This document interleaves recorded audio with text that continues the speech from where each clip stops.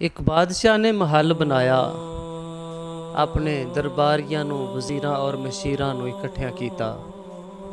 सब सरदारां नूं इकट्ठियां करके ते कहन लगा, मेरे महल दी सैर करो ते मेरे महल दे बारे अपनी राय दा इजहार करो। सारियां इक्को ही गल कीती कि बादशाह, तेरे महल वर्गा महल नहीं जिंदगी विच वेख्या। अचानक एक अल्लाह दा बंदा आया ते कहन लगा, बादशाह मैं भी अपनी राय दा इजहार करा।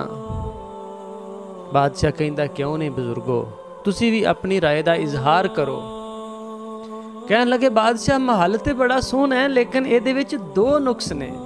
एक ये कि तू सदा नहीं रहना, दूसरा ये कि तेरे महल ने सदा नहीं रहना। बादशाह दे दिल दी दुनिया बदल गई।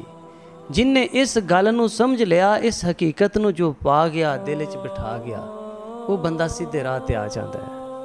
भाईओ, अज असी जेड़े मकानां दे विच रहने आ, जो महल ते बंगले असां बनाए ने, साड़ियां 7-7 नस्लां भी इत्थे गुजारे कर सकदियां ने।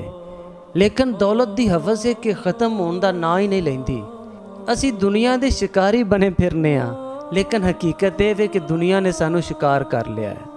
असां पैसे नूं अपना मकसद बना लिया है। सियाने आंदे ने कि ये जालम अख जदों बंद हुंदी है ना, उदों खुलदी है।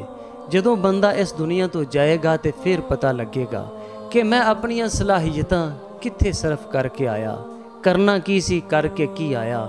जेड़े पैसे नूं मैं इकट्ठा करदा रहा, वो मेरा है ही नहीं सी। जिस दौलत वास्ते मैं भजदा नसदा रहा, वो तो मेरी बनी नहीं। अल्लाह ने ये नहीं पूछना कितनी दौलत लैके आया है, कितनी दौलत कमा के आया है। अल्लाह ने पूछना कि अमल केड़े लैके आया है। उत्थे कामयाबी नमाज़ां रोज़ियां नाल है, उत्थे कामयाबी रहम दिली दे नाल है, उत्थे कामयाबी लोकां दा भला करन दे नाल है।